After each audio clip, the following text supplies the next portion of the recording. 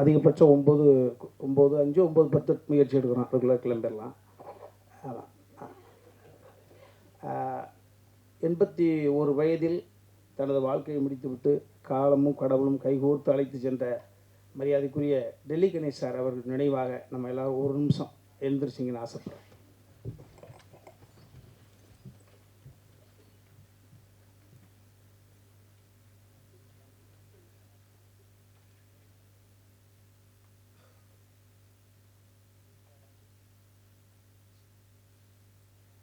நன்றி. இது வேற ஒரு மேடையாக இருந்தால் செயற்கையாக கைத்தட்டலுக்காக செயற்கையாக புனைந்து பேசிடலாம். இதை அடி மனசிலிருந்து ஆத்மாவிலேருந்து பேசணும். கொஞ்சமாக பேசினது போதும். படம் கூடிய சீக்கிரம் தயாரிப்பாளர் சொல்லுவாங்க, அந்த ரிலீஸ் தேதியை தம்பி சொல்லுவார். அதனால் இது நான் சொல்ல ஆசைப்பட்டதை மரியாதைக்குரிய ராஜ்கபூர் சார் சொல்லிட்டாங்க. 3 தினங்களுக்கு முன்பு ஒரு பாரம்பரியம் உள்ள ஒரு யூனிவர்சிட்டியில் அர்ஜுன் சாருக்கு டாக்டர் பட்டம் கொடுத்தாங்கன்றது ஒரு அற்புதமான செய்தியை.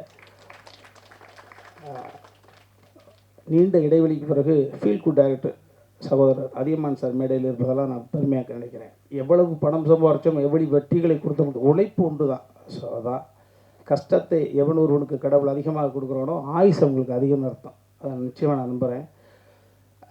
நீண்ட இடைவெளிக்கு பிறகு சக இயக்குநர்களை மேலே பார்ப்பது சந்தோஷம். அதெல்லாம் தாண்டி ஒரு 77 to 87 10 வருட காலம் இந்த பூமியில் ஆட்சி செய்த, ஒரு நாள் ஒரு மருந்துக்கு கூட சிறைக்கு போகாத வகையில் மிகப்பெரிய புரட்சித் தலைவர் புகழை மிகப்பெரிய ஒரு கவசமாக இருந்து காத்த ஆரம்பி ஐயா அவர்களுடைய அருமை மருமகன், சுய ஒழுக்க சிந்தனையாளர், நேர்மையின் உச்சம், எல்லாரும் சேர்ந்து வந்து அமர்ந்திருப்பதைப் போல சத்யஜோதி தியாகராஜன் ஐயா வந்து அமர்ந்திருப்பதை நான் நினைக்கிறேன்.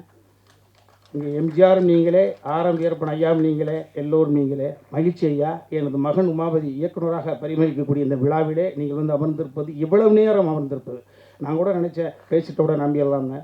ஆனால் நீங்கள் ஆசைப்பட்டு அமர்ந்திருக்கிறீங்க, மறக்க மாட்டேங்க ஐயா. உங்களுடைய பொன்னான நேரம், ஒரு குடும்ப விழாவிலேருந்து வந்து உங்களுடைய அந்த பிள்ளையை ஆராதனை பண்ணுறீங்க, ஆசீர்வாதம் பண்ணுறீங்க. வாழ்க்கையில் எந்த நிர்देசம் மறக்க மாட்டேன். ரொம்ப மகிழ்ச்சிங்க ஐயா. அடுத்ததாக நான் ஃப்ளோவாக பேசுகிறதில்ல. தம்பி சுரேஷ் காமாட்சி வந்து இந்த கதையை தம்பி வெற்றி குமரன் சொன்னதை போல் ஒரே சந்திப்பு 2 மணி நேரம் படத்தை இப்படி ஓட்டி ஒரு சந்திப்பில் காமிச்ச தம்பி அண்ணன் அடுத்து என்ன பண்ண போகிறீங்க என்னப்பில். திரும்பவும் சொல்லுகிறேன், இது சபைக்காக கிடையாது. இந்த கதை உருவானதற்கான காரணம், நான் சின்ன வயசில் என்னை விட வயதில் மூத்தவர்கள், என்னை விட இந்த பூமியை முதல்ல பார்த்தவர்கள், அவர்கள்ட்ட பார்த்த உடனே, அது குறிப்பாக கிழவிகளாக இருந்தால், கிழவனாக இருந்தால் 10-12 வயசில் அருகில் அமர்ந்து சுருங்கி போன தசையை தடவி விட்டு அவருடைய வாழ்க்கையை நான் கேட்பேன். தாத்தாவுக்கு உனக்கு எத்தனை மாதிரி சண்டை பிடிச்சி, ஃபஸ்ட் நைட்டே நினச்சா இல்லை கொஞ்சம் 5 நாள் செட்டு நினச்சா, சண்டை போட்டு பிரிஞ்சது பிறகு யார் முதல்ல போய் பேசுவாங்க? அப்படியா? ஓஹோ.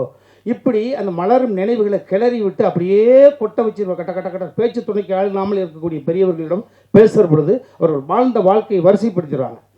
ஸோ அது இளம் பிராயத்திலே எனக்கு ஒரு கருத்து. அதனால தான் வாயை திறந்தால் பேசக்கூடிய சக்தி இருந்ததுன்னா அதுதான் இந்த ஸ்டோரேஜ். அதற்கு பிறகு ஓரளவு இந்த திரையுலகம் எனக்கு ஒரு சிறிய பெயரை கொடுத்த பிறகு, சகோதரர் பிரபு சாலமன் மூலமாக ஒரு பெயர் எனக்கு கிடைத்த பிறகு, நான் என்னை பார்க்கக்கூடிய பெரிய தொழிலதிபர்களாக நான் அவுட் ஆஃப் சப்ஜெக்ட் பேசுகிற பொழுது, தத்துவம் பேசுகிற பொழுது அப்படி மடை திறந்த விளம்பரம் உண்மையை கொட்டிடுறாங்க. அது இது தனுசு ராசி, மீன் இலக்கணம், போராடம், அதை நம்ப தான் தோணுது, எல்லாம் சொல்லிடுவாங்க. அப்படி நிறைய தொழிலதிபர்களுடைய கதையை நான் கேட்கிற பொழுது, ஒரு குறிப்பிட்ட ஒரு தொழிலதிபர் மனிதன் புனிதராக இருக்கக்கூடிய ஒரு அற்புதமான ஒரு ஆத்மா, அவருடைய நினைவுகள், அவர் வாழ்ந்த வாழ்க்கையை, அவருடைய ஒட்டுமொத்த ரகசியத்தையும் பச்சை குழந்தை போல இளநிக்கு இருக்கக்கூடிய தண்ணி போல அப்படியே கொட்டி தீர்த்தார். அது உள்ளுக்குள்ளே இருந்தது. சரி, இது எப்பாவது வடிவப்படுத்தணுமே அப்படின்னு நினைக்கிற பொழுது தான் எனது தாய் எனக்கு கொடுக்கவில்லை. ஆனால் இன்னொரு தாய்க்கு பிறந்து எனக்கு தம்பியாக இருந்து என்னை தாங்கி பிடித்து கொண்டிருக்கக்கூடிய என் வாழ்க்கையினுடைய மிச்சம் உச்சம் எல்லாமே சமுத்திரக்கனி தான். அதை எல்லா இடத்துலையும் சொல்லுவேன். இந்த சினிமா என்னை எத்தனையோ புரட்டி எடுத்திருக்குது. என்னை பயன்படுத்துவார்கள், பயணம் செய்வார்கள், பயணத்தோடு இருப்பார்கள். என் பக்கத்திலும் இருப்பான் என்றால் என் அன்பு தம்பி சமுத்திரக்கனி தான். எனது ஒட்டுமொத்த உறவுகளும் ரத்த சொந்தம் ஒட்டுமொத்தமாக விட்டாலும் தம்பி வீட்டில் போனால் தனியாக சந்தோஷமாக பார்த்துக்கலாம். அதை விட்டு தான் எங்கள் வீட்டில் மிரட்டிக்கிட்டே இருக்கேன் நான்.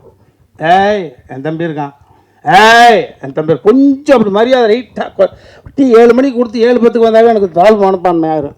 என்னடா 5 நாள் ஷூட்டிங் போல் என்ன 7:10 வருது காஃபி? ஓ அப்போ தம்பி சமுத்திரக்கணிக்கு போன போட்ட வேண்டியதான். வேறு வழியில் ஒரு பிள்ளைய வச்சு தான் நான் வாழ்ந்துக்கிட்டு இருக்கேன். இப்போ அப்போ உமாபதிக்கெல்லாம் பெரிய தடி விட்டு அங்கே போயிடுவாரு. இது என்னடா?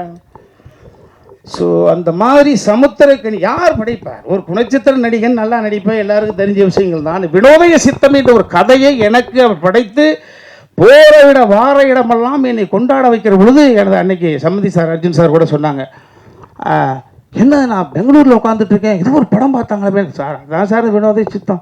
ஓ அப்போ தெரிஞ்சுக்கிட்டு பார்க்காமலே சார் பார்த்துட்டேன் என்று சொல்லிட்டார் போல இருக்கு. ஸோ இந்த வினோதய சித்தத்தை தம்பி சமுத்திரக்கணி படைக்காமல் கொடுக்காமல் இருந்திருந்தால் நிச்சயமாக இந்த கதையை வடிவப்படுத்திருக்க முடியாது, வாய்ப்பே கிடையாது. ஸோ எப்படி பார்த்தாலும் பிள்ளையார் சொல்லி 786 சிலுவை குறி 3 குறிகளும் சேர்ந்தாலும் கூட இந்த கதையினுடைய அடிநாதம் என்பது தம்பி சமுத்திரக்கணி என்னை வைத்து எழுதி அதை வெற்றிப்படமாக மாற்றி 22 காட்சி 19 நாட்கள் அபரிதமான ஒரு படத்தை வினோதய சித்தம் என்பது பார்த்தா கொடுத்துச்சு. அந்த தம்பி கொடுத்ததுக்கு பிறகு தான் எல்லா நேரத்துலையும் என்னுடைய பசிக்கு அடுத்தவங்களே சமைச்சு கொண்டு வருவாங்களா? அப்போ பொண்டாட்டி ஊருக்கு போயிட்டு நான் தானே சமைக்கணும். அதை போல எனக்கென்று எப்பொழுதுமே ஒரு கதை வரும் என்று நான் மற்றவர்களை எதிர்பார்க்க முடியாது. நாமளே சமைச்சு சாப்பிடுவேன். இந்த கதையை சமைத்தேன். நல்ல உணவை கொடுத்த பிறகு நானே சமைத்து அந்த உணவு. ஸோ அந்த உணவை யார்கிட்ட கொண்டு ஷேர் பண்ணிக்கிறது பொழுது தம்பி சுரேஷ் காமாட்சி அவர்கள்ட்ட. ஸோ உருவானதற்கு முதல் காரணம் அவர், அது கதையானதுக்கு காரணம், அது காவியமானதுக்கு காரணம் என்பது தம்பி சுரேஷ் காமாட்சி தான் சொல்லுவேன். எல்லாமே நம்ம எல்லாருமே பிள்ளைகளுக்காக தான் வாழ்கிறோம். ஊடக சகோதரர்கள் சகோதரிகள் நீங்கள்லாம் எல்லாமே நம்ம பிள்ளைகளுக்காக தான் வாழ்கிறோம். ஏன்னா அந்த பிள்ளைகள் எந்த பிள்ளையுமே நம்மளை கேட்டுப்பார்கள். நம்ம சந்தோஷமாக இருந்தோம், எப்போ சந்தோஷமாக இருந்தாலும் உருவானான்னு யாருக்கு தெரியும்? உன்னை நான் எதிர்பார்த்து வளர்த்தேன். எதிர்பார்த்து எதுக்காக வளர்க்குறேன்? எதுக்கு எதிர்பார்த்து வளர்க்குறேன்? யார் ஒன்று ஏய் பெத்துட்ட வளர்த்த எதிர்பார்த்து வளர்த்துன்னு சொல்லக்கூடாது. 10 மாதம் அதையும் கூட நகைச்சுவைப்படுத்திருப்போம். என்ன 10 மாதம் உள்ளுக்குள்ளே ஒரே இருட்டு, ஒரு ஃபேன் இல்லை, ஒரு லைட் இல்லை, பரண்டு படுக்க பெஞ்சு இல்லை, பேச்சு துடைக்க ஆள் இல்லை, அதை கூட நகைச்சுவை பண்ணியிருப்போம். அதே போல் இந்த உலகத்தில் எதிர்பார்த்து எது கிடையாது. அவன் நம்ம கண்ணு முன்னால் குழந்தைங்க ஸ்டடி ஆகிட்டாங்க அப்படின்னா அதுதான் இந்த பூமியில் நம்ம 50 60 வயசுலையோ 70 வயசுலையோ 80 வயசுலையோ கண் மூடுகிற பொழுது நமது குழந்தைகள் இந்த உலகத்தில் தனியாக இருக்கிறார்கள், திறனாக அந்த நம்பிக்கை இருந்துச்சுன்னா அந்த ஆத்மா அமைதி படைக்கிறது. அமைதி அடைஞ்சால் சொர்க்கத்துக்கு போகுது. ஐயையோ என்னடா இப்போ இந்த நாள் போனால் எங்கே இருக்கான்னு தெரியலையே, ஐயையோ இந்த புண்ணு நான் இல்லைன்னா அப்படின்னா வாய் கோணிக்கு நரகம் தான். ஸோ எவ்வளவு சொத்து இருந்தாலும் ஸோ அந்த வகையில் உயரத்தில் இருக்கக்கூடிய அனைவருமே துயரத்தில் தான் இருக்காங்க.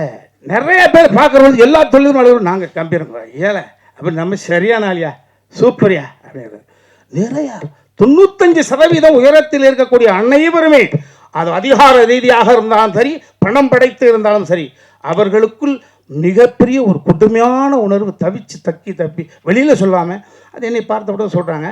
ஸோ இந்த கதை நிச்சயமாக உணர்த்தாது, உணர வைக்கக்கூடிய வகையில் இந்த கதையை நான் தான் டைரக்ட் பண்ணு சொல்லிக்கிட்டு இருந்தேன். தம்பி சுரேஷ் காமாட்சி ஆசை இருக்கு மாதிரியா அப்படின்னு போர் தம்பி சுரேஷ் பார்த்துச்சு, அண்ணே இனிமேல் புகழை வாங்கினே ஃபஸ்ட்டு ஷாட் 2 பேரும் கம்பைன் டைரக்டர் போடணும்னு நினச்சிக்கிட்டு இருந்தோம். தம்பி ஒத்துக்க மாட்டேன்ட்டான், உமா ஒத்துக்க மாட்டேன்ட்டான். அப்பா நான் உங்களுக்கு அசோசியேட்டாக பண்ணி கொடுக்குறேன். ஆனால் ஃபஸ்ட்டு டே என்னடா நான் த்ரூட்டாக நடிக்கிறேன்டா, நான் ஆக்சிடென்ட் கிச்சனா மூஞ்சி கோடிடும்டா, கொஞ்சம் நான் ஓய்வு எடுக்கிற அப்படியே 2 பேரும் நான் த்ரூட்டாக நடிக்க போகிறேன், தம்பி அண்ணன் நடிக்க போது உனக்கு என்னடா பிரச்சனை? இல்லைப்பா டைவர்ட் ஆகக்கூடாது அப்படின்றபோது அப்போ சுப்பிரமணியபுரம் என்ற ஒரு படத்தினுடைய விஷயம். சுப்பிரமணியபுரம் என்ற படத்திலே தம்பி நீ என்னுடைய மகன்றதுக்காக யாரும் பார்க்க மாட்டாங்க, உன்னிட தனித்தன்மை என்ன இருக்குது, அவன் தனித்தன்மை ப்ரூவ் பண்ணால் மட்டும்தான் அவன் மீது ஒரு ஒரு மரியாதை வரும். ஸோ அந்த வகையில் சுப்பிரமணியபுரம் என்ற படம் அந்த படத்தில் அவர் தானாப்பா டைரக்டரு, அப்போ ஹீரோ ஒத்துட்டாங்க. அப்போ தனித்தன்மை பொறுப்புணுவதற்கான ஒரு விஷயம் இதையெல்லாம் தம்பி சுரேஷ் காமாட்சி உள்வாங்கி அண்ணன் அழகாக பண்ணுது தம்பி, நீங்கள் ஒத்துக்க மாட்டேங்கிறான் தம்பி, ஒரே நிமிஷத்தில் பேசி ஒர்க் அவுட் பண்ணி என்னை இயக்குநராக கொண்டு வந்திருக்காப்புல. அப்போ எனக்கு ஒரு மூத்த மகனோ அல்லது என்னை ஆளுமை கழிக்கக்கூடிய எனது அப்பாவோ இருந்திருந்தால் நான் சொல்வதை கூட என் பையன் கேட்க வேண்டிய அவசியம் கிடையாது, எங்கள் அப்பா சொன்னால் கேட்பாங்க. அதே போல் ஒரு தந்தை ஸ்தானத்திலிருந்து அவனை இயக்குனர் ஆக்கியிருக்காங்கப்பா. ஆமாம், எங்கள் அப்பா இருந்திருந்தாருன்னா ஜெகநாதன் பிள்ளை இருந்திருந்தாருன்னு எதை செய்திருப்பாரோ அதை செய்திருங்கப்பா. வாட் எவர் இட் இஸ் உன் வாழ்க்கையில் நாங்கள் 2 தடவை கலந்துருப்போம். எவ்வளோ உயரத்துக்கு பாருங்க கொண்டு வருக வேல் சென்றாலும் உனக்கு கடமைப்பட்டவனு சொல்லிட்டான். நான் சொல்லாமல் இருந்தது தான் சங்கடம். ரொம்ப மகிழ்ச்சி.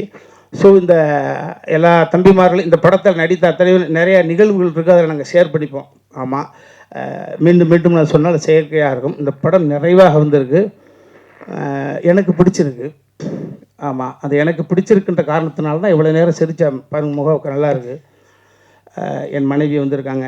ஆமாம், எனக்கு வந்து வாழ்க்கையில் ஏற்ற இறக்கம் எனக்கு இனிமேல் அவள் தான். எங்கள் அம்மா இல்லை, எங்கள் அப்பா இல்லை. என் தாயாகவும் தந்தையாகவும் வந்து பார்க்கக்கூடிய மனைவி தன் மகன் எனக்காக வரல. அதை திரும்ப சொல்கிறேன். அர்ஜுன் சார் எனக்காக வரல, அதையும் சொல்லி போடுறேன் நான். ஆமாம், இதெல்லாம் நிறையா சொல்லி பண்ணாமல் என் மனைவி எனக்காக வரலன்ற போது அப்புறம் என்ன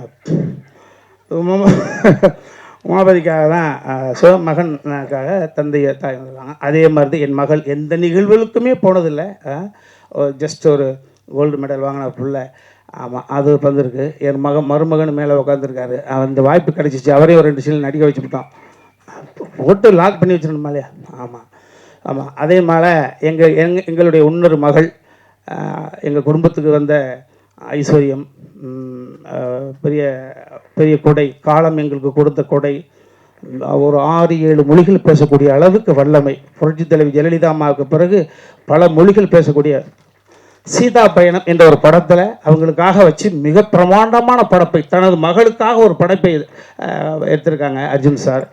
ஆமாம், அவருடைய உடன்பிறந்த தங்கை அஞ்சனா பாப்பா வந்திருக்காங்க. இது ஒரு அற்புதமான குடும்ப விழா. அதை இன்னைக்கு பல வருடங்களாக பார்த்துருக்குறீங்க. எனது அன்பு தம்பி சமுத்திருக்கிறீங்க. 5:30 மணி ஃப்ளைட் பிடிச்சி ஃபுல்லாக ஓடி வந்து உட்காந்துட்டுருக்கு. ரொம்ப மேலே சொல்ல மாதிரி எல்லோருமே நல்லவர்கள் மாதிரி, நல்லவர்களெல்லாம் சேர்ந்து ஒரு காரியத்தை செய்கிறோம், அது நல்லதாகவே நடக்கும். அந்த நல்லதை உங்களோட மட்டும்தான் நாங்கள் செய்வோம். எனக்கு இனிமேல் ஒன்றும் பிரச்சனை கிடையாது. கனவுகள் நிறையாக இருக்கிறது. இந்த அவையில் அமைந்திருக்கக்கூடியவர்களுடைய துயரத்தில் ஷேர் பண்ணிக்கொண்டு நிறைய நாள் கனவு. இப்போ தான் மகனுக்கு கல்யாணம் ஆகிருக்கு. நான் வல்லமை கொண்டவனாக எனக்கு வந்து இருக்கிற பொழுது நிச்சயமாக அதை உங்களோட நான் ஷேர் பண்ணிப்பேன். ஏன்னா உலக இவ்வளோதான், எவனுக்கு எப்போ எதுன்னே தெரியாது. இந்த படம் நிச்சயமாக இந்த ராஜா கிளி கூண்டுக்குள்ளே இருந்துச்சு, இப்போ ஒரு அற்புதமான தருணத்தில் கூண்டு விட்டு வெளியில் வந்து பறக்குது. மறுபடி எங்கள் ஐயா சொன்ன மாதிரி தான் தங்க கிளியாக பவனி வர எல்லாம் இறைவனை பிரார்த்தனை பண்ணிக்கிறேன். யாரையாவது விட்டுருந்தால் நிறைய மேடைகள் இருக்குது, அங்கே பேச போகிறோம். சேனல்னு விடாது, அதனால் யாராவது விட்டுருந்தான் பண்ணிக்க. அப்போ ஃபோன் போட்டு அழுகாதீங்களா, மகிழ்ச்சி. அப்புறம் என்னையும் ஒரு நாயகனாக ஒத்துக்கிட்டு இந்த பாடல்களுக்கு நடிப்பதற்கு ஒத்துக்கிட்டு அந்த பொண்ணுங்களாம் இவருக்கா ஐயையோ இல்லை, சினிமா அப்படி இல்லை. இப்போ அதில் அனுபவம் தான். அந்த அனுபவங்கள் வந்து உள்வாங்கிக்கிறது. பெர்ஃபார்ம் என் மேலே எனக்கு நம்பிக்கை இருக்கா? நான் எப்படி ஒரு அரவிந்த் சாமி சாருக்கு எனக்கு என்ன பெரிய ஒரு 45 வயசாக வித்தியாசம். என் மீது உண்ட நம்பிக்கை அவருக்கு தந்தையாக நடித்தேன். அதை போல எனக்கு அற்புதமான சகோதரி சொன்னாங்க ப்ரெஷ்ஷில், ராஜா இங்கே கிளிகள் எங்கே இருந்தாங்க, ராஜா இங்கே கிளிகள் இங்கே. இன்னும் 2 கிளி இருக்குது. அந்த 2 கிளி ஆமாம் ஆமாம், அந்த கிளிக்கு ரெக்கம் முடிச்சு கொஞ்சம் பறந்தாங்க தெரியுது. ஸோ எல்லாம் இறைவனுக்கு நன்றி. உங்கள் அனைவருக்கும் 9 மணி வரைக்கும் இருக்கிறீங்க. ஐயா நெல்லை சுந்தரராஜன் சார் ரொம்ப மகிழ்ச்சி. எல்லாருக்கும் நன்றி, எல்லாருக்கும் நன்றி.